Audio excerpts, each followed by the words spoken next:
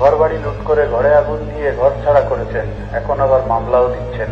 দেয়ালে পিঠ থেকে গেলে সামলাতে পারবেন তো? এইখানে আসছি যুদ্ধ করতে, আরাম করতে আসি।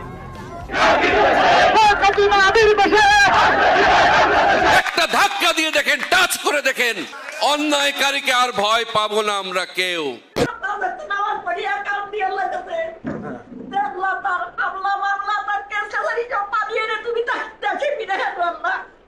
আওয়ামী লীগ দেশে অনেক কিছু জীবনে বিএনপির আমলে কেউ যায় নাই। তুমি কই আমার তুমি ফেরত দাও। সাবেক শেখ হাসিনা ছাড়া আমাদের দেশ একদমই অচল। দেশে অরাজকতা সৃষ্টি করছে একটা কুচক্রী মহল। হাসিনাকে ক্ষমতা বুঝিয়ে দিল ডক্টর ইউনূস, ক্ষমতায় বসলো মোদি এবং শেখ হাসিনা। আজকের এই ভিডিওতে আপনারা চাঞ্চল্যকর তথ্যগুলো জানতে পারবেন। আশা করছি ভিডিওটি স্কিপ না করে সম্পূর্ণ দেখে যাবেন। বেশি কথা না বলে বিস্তারিত ভিডিওতে নিয়ে যাব। বিস্তারিত ভিডিওটি দেখার আগে রিকোয়েস্ট রাখবো, যারা এখনো এই চ্যানেলটি সাবস্ক্রাইব করে রাখেননি, এই চ্যানেলটি সাবস্ক্রাইব করে দিবেন এরকম নিত্য নতুন ভিডিওর নোটিফিকেশন সবার আগে পাওয়ার জন্য। প্রিয় দর্শক বন্ধুরা, চলুন তাহলে এই ভিডিওতে একটি লাইক দিয়ে আমরা বিস্তারিত ভিডিওগুলো মোবাইলের স্ক্রিন থেকে ধারাবাহিকভাবে একের পর এক দেখে আসি। তুমি কই আমার তুমি ফেরত দাও। সাবেক প্রধানমন্ত্রী শেখ হাসিনার জন্য কান্নায় হাহাকার দেশের বেশ কিছু সাধারণ জনগণ। শেখ হাসিনাকে ছাড়া তারা একদমই অচল, এমনটাই প্রকাশ পায়। অন্তর্বর্তী সরকার দেশ পরিচালনায় 1.5 মাস যেতে না যেতেই এমন অবস্থা সাধারণ জনগণের। গত 5ই আগস্ট বৈষম্যবিরোধী ছাত্র আন্দোলনের ফলে দেশ ছাড়তে বাধ্য হন সাবেক প্রধানমন্ত্রী শেখ হাসিনা। তবে পুনরায় এই প্রধানমন্ত্রীকে দেশে ফিরিয়ে আনতে রাজপথে বিক্ষোভ মিছিল করছে আওয়ামী লীগের নেতাকর্মীরা। ওরা যেমন বলছে এক দফা, আমাদেরও এক দফা, শেখ হাসিনাকে ফিরিয়ে আনবো।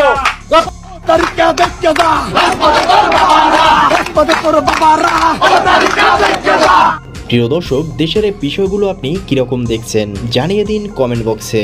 এছাড়া ভিডিওটি ভালো লাগলে একটা লাইক দিয়ে চ্যানেলটি সাবস্ক্রাইব করে পাশে থাকুন। শেখ হাসিনা কি হইবে?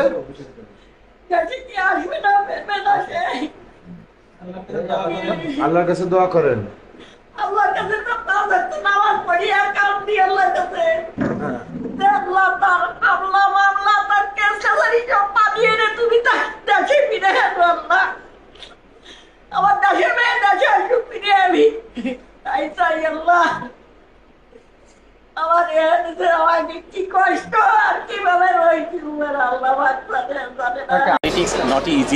প্রধানমন্ত্রী শেখ হাসিনা, যিনি কিনা আমার কাছে মনে হয় যে অ্যাজ একজন লেডিস নেত্রী হিসেবে পৃথিবীতে উনি একজন এসেছেন, ওনার পরে আর কেউ আসবে না। দুইটা অপশন দিলাম, পদত্যাগ করবেন, জাতির কাছে ক্ষমা চাইবেন। এমনি বেড়াছাড়া অবস্থা, তার উপরে আমাদের সহ্য করার ক্ষমতা প্রফেসর ইউনূসের সরকারের নাই। দেশের রাজনৈতিক দলগুলোর মতো চলচ্চিত্র অভিনেতা অভিনেত্রীরা ইতিমধ্যে শেখ হাসিনাকে সুষ্ঠু মর্যাদায় দেশে ফিরিয়ে আনতে আলোচনা তৈরি করেছেন গণমাধ্যমে। বর্তমান সময়ের অভিনেত্রী বর্ষা জানিয়েছেন, বাংলাদেশের লেটেস্ট নেত্রী হিসেবে শেখ হাসিনার কোনো তুলনা হয় না। বিশ্বে এই ধরনের নেত্রী আর কখনো তৈরি হবে না বলেও মন্তব্য করেছেন তিনি। অ্যাজ একজন লেডিস নেত্রী হিসেবে পৃথিবীতে উনি একজন এসেছেন, ওনার পরে আর কেউ আসবে না। এদিকে রাজনৈতিক দলগুলো উপদেষ্টাদের উদ্দেশ্য করে বলেন, এই ধরনের উপদেষ্টা দেশ চালাতে পারবে না।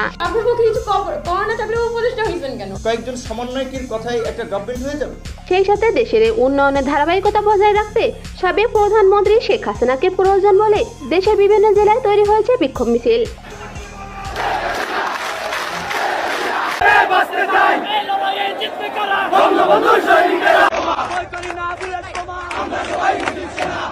আওয়ামী লীগ দেশে অনেক কিছু জীবনে বিএনপির আমলে কেউ যায় নাই।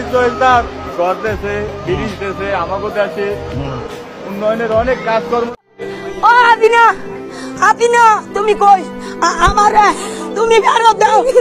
সাবেক প্রধানমন্ত্রী শেখ হাসিনার জন্য কান্নায় হাহাকার দেশের বেশ কিছু সাধারণ জনগণ। শেখ হাসিনাকে ছাড়া তারা একদমই অচল, এমনটাই প্রকাশ পায়। অন্তর্বর্তী সরকার দেশ পরিচালনায় 1.5 মাস যেতে না যেতেই এমন অবস্থা সাধারণ জনগণের। গত 5ই আগস্ট বৈষম্যবিরোধী ছাত্র আন্দোলনের ফলে দেশ ছাড়তে বাধ্য হন সাবেক প্রধানমন্ত্রী শেখ হাসিনা। তবে পুনরায় এই প্রধানমন্ত্রীকে দেশে ফিরিয়ে আনতে রাজপথে বিক্ষোভ মিছিল করছে আওয়ামী লীগের নেতাকর্মীরা। ওরা যেমন বলছে এক দফা, আমাদেরও এক দফা, শেখ হাসিনাকে ফিরিয়ে আনবো।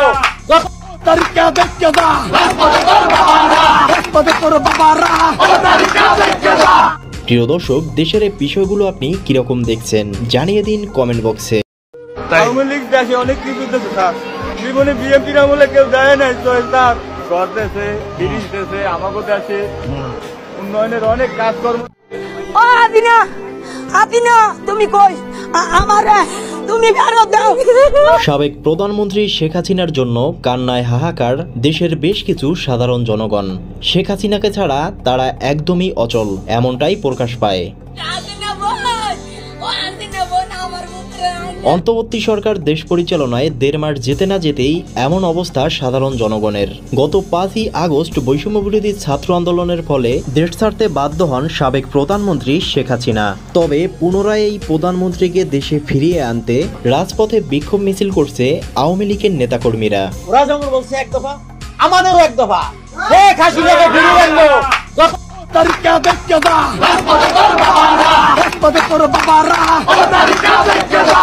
প্রিয় দর্শক, দেশের এই বিষয়গুলো আপনি কিরকম দেখছেন জানিয়ে দিন কমেন্ট বক্সে। এছাড়া ভিডিওটি ভালো লাগলে একটা লাইক দিয়ে চ্যানেলটি সাবস্ক্রাইব করে পাশে থাকুন। দেশে নির্বাচন নিয়ে যখনই কথা হয় তখন এই প্রশ্ন সামনে এসে হাজির হচ্ছে, আওয়ামী লীগ আগামী নির্বাচনে অংশগ্রহণ করবে কিনা। রাদার এভাবে বলা যায়, আওয়ামী লীগকে আগামী নির্বাচনে অংশ নিতে দেয়া হবে কিনা। প্রশ্ন আরও আছে, রাজনৈতিক দল হিসেবে আওয়ামী লীগকে নিষিদ্ধই করা উচিত কিনা। অনেকগুলো প্রশ্ন। সাম্প্রতিক সময় আওয়ামী লীগের 2 জন গুরুত্বপূর্ণ মানুষ নির্বাচনে অংশগ্রহণ নিয়ে কথা বলেছেন। তাদের নির্বাচনে অংশগ্রহণের খোয়াব কেন, খায়েশ কেন আমরা বুঝতে পারি। তারা জানেন যে তারা এই নির্বাচনে একটা ফেয়ার নির্বাচন, এবার নিশ্চয় রাতের ভোট হবে না, গায়ের জোরে ব্যালট পেপার ভর্তি করে ফেলা যাবে না, এজেন্টকে পিটিয়ে লম্বা করা যাবে না, বিরোধী দলকে হয়রানি করা যাবে না। তারপরও তারা নির্বাচনে আসতে চান এবং আমরা ধারণা করতে পারি আওয়ামী লীগ অনেকেই গর্ত থেকে বেরিয়ে আসার একটা সুযোগ হিসেবে হয়তো এটাকে দেখছেন। সাম্প্রতিক সময়ে 2 জন, জনাব সজীব ওয়াজেদ জয় এবং মোহাম্মদ হানিফ, এই নিয়ে কথা বলেছেন। সজীব ওয়াজেদ জয়ের কাছে প্রতিক্রিয়া জানতে চেয়েছিল রয়টার্স, কারণ রয়টার্স যখন আমাদের সেনাপ্রধানের বক্তব্য নিয়ে একটা রিপোর্ট করেছে যাতে 18 মাসের মধ্যে নির্বাচন হবে। আমি আমার ভিডিওতে দেখিয়েছি রয়টার্সের রিপোর্টে 2 ধরনের কথা আছে। ভেতরে একটা জায়গায় বলা হচ্ছে যে সংস্কারের পর 18 মাসের মধ্যে, কিন্তু মূল যে প্যারাগ্রাফ শুরুতে তাতে 18 মাসের মধ্যে এভাবেই বলা আছে এবং রাইটলি বাংলাদেশের বেশিরভাগ মিডিয়া এটাকে ওভাবেই ইন্টারপ্রিট করেছে। সেই প্রসঙ্গে তিনি এটাকে খুবই গুরুত্বপূর্ণ মানে এবং এটাকে উনি খুশি হয়েছেন। উনি বলছেন, শেষ পর্যন্ত আমরা একটা সময়সীমা পেয়েছি, এতে আমি খুশি, কিন্তু আমরা দেখতে পাচ্ছি একটি অসাংবিধানিক অনির্বাচিত সরকার দেশের নানা সংস্কারের কথা বলছে যা পরিস্থিতিকে আরও খারাপ করে তুলবে। সজীব ওয়াজেদ জয়ের মুখে অসাংবিধানিক অনির্বাচিত, খুবই মজা লাগে শুনতে। যাই হোক, তারপর তিনি বলছেন দেশের সবচেয়ে পুরনো এবং বৃহত্তম রাজনৈতিক দলকে বাদ দিয়ে কোনো সংস্কার বা নির্বাচন করা অসম্ভব, গ্রহণযোগ্য। এটা অন্তর্বর্তী সরকারের উপর নির্ভর করছে যে তারা আওয়ামী লীগের সঙ্গে আলোচনা করবে নাকি তাদের মতো করে নির্বাচন আয়োজন করবে। আমি একই সাথে জনাব হানিফ, উনি কোত্থেকে এটা বলেছেন জানি না এবং উনি তো তাহলে নিরাপদে আছেন, তার নামে এই স্টেটমেন্টটা আমাদের মিডিয়াতে প্রকাশিত হয়েছে। সেখানে তিনি বলছেন আওয়ামী লীগকে বাদ দিয়ে বাংলাদেশে কোনো নির্বাচন হবে না। উনিও সেটা বলেননি, হতে দেওয়া হবে না, আওয়ামী লীগের সাথে ওটাই যায় ভালো।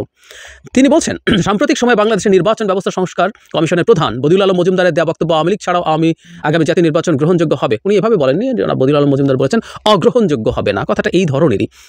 এবং আওয়ামী লীগকে রাজনীতি থেকে 10 বছর দূরে রাখা ষড়যন্ত্র করার যে নীলনকশা করা হচ্ছে তা আমার দৃষ্টিগোচর হয়েছে। বাংলাদেশের অন্তর্বর্তীকালীন সরকার আওয়ামী লীগের মতো ঐতিহ্যবাহী প্রাচীন ও বৃহৎ রাজনৈতিক দলকে নির্বাচন ও রাজনীতি থেকে দূরে রাখা যে হীন প্রচেষ্টা চালাচ্ছে তীব্র নিন্দা প্রতিবাদ জানাচ্ছি। একই সঙ্গে এ ধরনের অপতৎপরতা থেকে দূরে থাকার জন্য সংশ্লিষ্ট সবার প্রতি আহ্বান জানাচ্ছি। আমি আর খুব বেশি বিস্তারিত বলতে চাই, অনেক লম্বা লম্বা কথা আছে। আওয়ামী লীগকে বাইরে রেখে নির্বাচন অতীতে কখনো হয়নি, ভবিষ্যতে হওয়ার সম্ভাবনা নেই। আইয়ুব খানের শাসনামল থেকে প্রতিটি নির্বাচনে আওয়ামী লীগ অংশগ্রহণ করে জনগণের প্রতিনিধিত্ব করেছে ইত্যাদি শিকড় গভীরে ওইসব ফালতু রেটরিকে যাচ্ছি না, কিন্তু একটা আলাপ আসলে আমাদের সামনে এসে হাজির হয়েছে, সেই আলাপটা একটু করতে চাই এবং আমি আপনাদের মতামত চাই। আমি মাঝে মাঝে, এটা খুব রেয়ারলি হলেও মাঝে মাঝে আমি আপনাদের মতামত চেয়েছি। কি মতামত চাইছি আমি সেটা আসবো, আপনারা এমনিতেই আপনাদের মতামত কমেন্ট করে জানান। আমার সাথে এই এনগেজমেন্টটা আমি খুবই পছন্দ করি। আমি বহুবার বলেছি, রিপ্লাই করা হয় না, কিন্তু আমি প্রতিটা মন্তব্য, ব্যস্ততা থাকলেও মন্তব্য পড়ার চেষ্টা করি এবং সেখান থেকে আমি আমার অনেক ইনপুট নিয়ে থাকি। কিন্তু এবার আমি আপনাদেরকে মন্তব্য করে জানাতেই বলবো। মানে 2টা প্রশ্ন এসছে, আওয়ামী লীগ কি নির্বাচনে অংশ নিতে পারবে? ধরুন আগামী নির্বাচনটার কথাই বলছি, সেটাই তারা অংশ নিতে পারবে?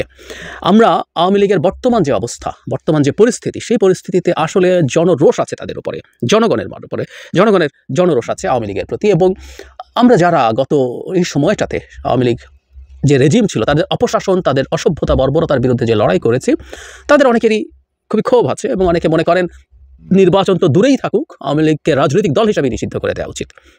ভ্যালিড গ্রাউন্ডও আছে। আওয়ামী লীগ দুবার অন্তত বাংলাদেশের ইতিহাসে স্টেটের চরিত্র নষ্ট করে ফেলেছিল। একবার শেখ হাসিনার বাবা করেছেন চতুর্থ সংশোধনীর মাধ্যমে বাকশাল কায়েম করে, যেটা আমাদের রাষ্ট্র গঠনের মূলনীতিটাকে নষ্ট করে ফেলেছিল। আমরা একটা গণতান্ত্রিক রাষ্ট্র তৈরি করতে চেয়েছিলাম। আবার এবার তার সুযোগ্য কন্যা ক্ষমতায় এসে কাগজে কলমে আর ওটা করেননি। তার বাবা ওটাকে উনি নিশ্চয়ই ভুল মনে করেন। উনি ডিফ্যাক্টো একদলীয় শাসন ব্যবস্থায় পরিণত করেছেন এবং অত্যাচার নিপীড়ন যে কোনো কিছুতে অপশাসনে তার বাবাকে বহু গুণ ছাড়িয়ে গিয়েছিলেন। এবং যেহেতু ক্ষমতায় অনেক বেশি দিন ছিলেন, এদেশের 12টা তার বাবার চাইতে উনি অনেক বেশি বাজাতে পেরেছিলেন। ফলে আওয়ামী লীগকে এবং এই সময়টাতে এই দলটা যে এই সব ভয়ঙ্কর কাজ করেছে, মানবতা বিরোধী অপরাধ করেছে, সে তার মাফিয়া রাষ্ট্রে পরিণত করেছে। এই জিনিসগুলো দিয়ে ইভেন দল হিসাবে রাখা হবে কিনা এই আলাপ হতে পারে। আমাদের সন্ত্রাস দমন যে আইন আছে সেটা দিয়ে করা যেতে পারে।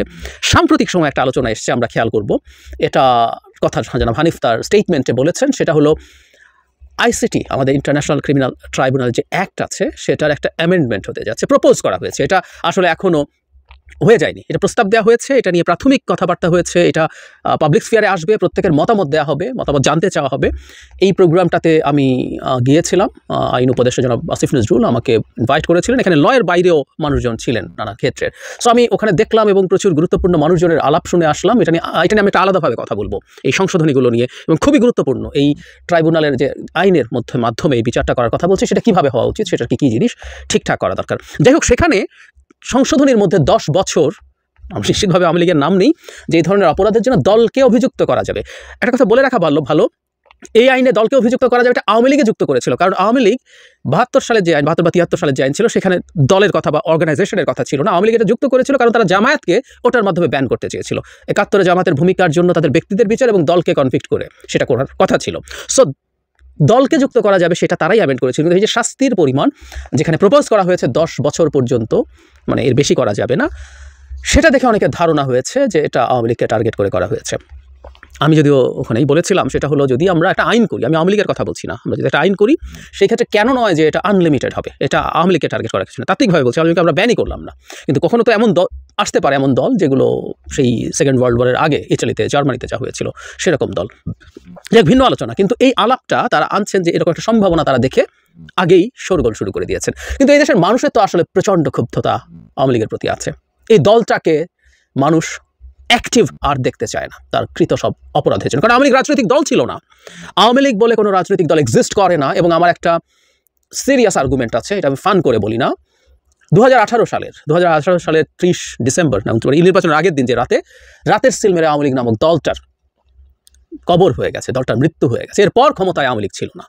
ওটা একটা মাফিয়া নেক্সাস ছিল, একটা ক্রিমিনাল নেক্সাস ছিল। এর মধ্যে আওয়ামী লীগের কিছু লোকজন ছিল, এর মধ্যে সিভিল মিলিটারি ব্যুরোক্রেসির কিছু লোকজন ছিল, এজেন্সি ছিল, পুলিশ ছিল, ভারতীয় গোয়েন্দারা ছিল, ভারতীয় আদার স্টেক হোল্ডার্স ছিল, মিলে এটা ব্যবসায়ীরা ছিল, একটা মাফিয়া আর ক্রিমিনাল নেক্সাস ক্ষমতায় ছিল।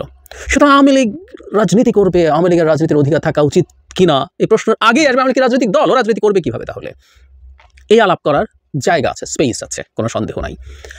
একই সাথে আরেকটা আলাপ আমরা এভাবেও করতে পারি, সেটা হলো আওয়ামী লীগকে দল হিসাবে নিষিদ্ধ করা হলো না, কিন্তু আওয়ামী লীগকে নির্বাচন থেকে অন্তত কেউ এই আলাপ করছেন 1, 2 বা 3টা নির্বাচন থেকে আওয়ামী লীগকে কি দূরে রাখার মতো কোনো শাস্তিমূলক ব্যবস্থা আমরা করবো কিনা। মানে আওয়ামী লীগ তার রাজনৈতিক দল পরিচালনা করতে পারবে, কিন্তু সে নির্বাচনে অংশ নিতে পারবে না তার পরিচয়ে, মানে এক ধরনের নিবন্ধন সরিয়ে রাখা। এখানে আমাদের আরপিওতে এটা আইনে পারমিট করবে কিনা ডিফারেন্ট আলোচনা, কিন্তু আমরা এগুলো অ্যামেন্ড করে সেটা করতেও পারি। ধরুন এই আলোচনাটাও আছে, আওয়ামী লীগ দল হিসাবে থাকবে কিন্তু তাকে নির্বাচনে পার্টিসিপেট করতে দেওয়া হবে না। আবার কেউ মনে করেন আওয়ামী লীগকে দল হিসাবে নিষিদ্ধ করে দেওয়া উচিত। আমি আমার টেক অনেক দিন আগে যখন আওয়ামী লীগকে নিষিদ্ধ করার মতো আহ্বান এসেছিল, অনেকে বলেছিল যে এটা নিষিদ্ধ করা হবে, তখন আমি আমার টেক বলেছিলাম। আজ আর বলছি না, যারা শুনেছেন। যেহেতু আমি আপনাদের মতামত জানতে চাইছি, আমি আজকে আমার মতামত আর এখানে উল্লেখ করছি না। আমি আপনাদের কাছে রাদার জানতে চাই আওয়ামী লীগের আমাদের কী করা উচিত। এই দলটাকে কি চিরতরে নিষিদ্ধ করে দেওয়া উচিত? এই দলটাকে কি একটা নির্দিষ্ট সময় 2 বছর, 5 বছর, 10 বছর, 15 বছর কোনো একটা সময়ের জন্য নিষিদ্ধ করা উচিত? নাকি এই দলটা রাজনৈতিক দল হিসাবে অপারেট করতে পারবে, কিন্তু সে যেহেতু আমাদের নির্বাচনী ব্যবস্থাটাকে ধ্বংস করেছে, সেটাকে জন্য তাকে নির্বাচন থেকে বেশ কিছুদিন দূরে রাখা উচিত। 2 বা 3টা নির্বাচন দূরে থাকবে, কিন্তু সে দল হিসাবে অপারেট করবে। নাকি আওয়ামী লীগের যারা ক্রিমিনাল অফেন্স করেছে, সেটা মানবতা বিরোধী অপরাধ তো আছে, আরও প্রচুর ক্রিমিনাল অফেন্স আছে, এলাকায় একজনকে খুন করেছে, ওর জমি দখল করেছে, এইরকম অনেক অপরাধ করেছে, তাদের বিচার করে, তাদের বিচার করা, সেই বিচারিক প্রসেস চলা, এবং আওয়ামী লীগ যদি দল হিসাবে থাকে তাহলে তারা আওয়ামী লীগ এবং নৌকা মার্কা নিয়ে নির্বাচন করতে পারবে। আমরা কি সেটাও পারমিট করবো কিনা? এই ব্যাপারে আপনাদের একটু মতামত আমি জানতে চাই। আপনাদের মতামত মন্তব্যে জানাবেন, কারণ এই আলাপটা সামনে খুব জোরে সোরে আসতে যাচ্ছে। আমরা চাই বা না চাই এই আলাপটা হবে। প্রিয় দেশবাসী, শুরু থেকে শেষ পর্যন্ত যারা এই ভিডিওটি দেখেছেন সকলকে জানাই অসংখ্য অসংখ্য ধন্যবাদ। যারা এরকম নিউজ ভিডিওতে পেতে পছন্দ করেন তারা অবশ্যই এই চ্যানেলটি সাবস্ক্রাইব করে পাশে থাকা বেল আইকনটি বাজিয়ে দিবেন। যারা এখনও এই ভিডিওটি শেয়ার করেননি, এই ভিডিওটি দ্রুত শেয়ার করে সকলকে দেখার সুযোগ করে দিন। আজকের মতন এই পর্যন্ত, দেখা হচ্ছে পরবর্তী কোনো ভিডিও নিয়ে ইনশাল্লাহ।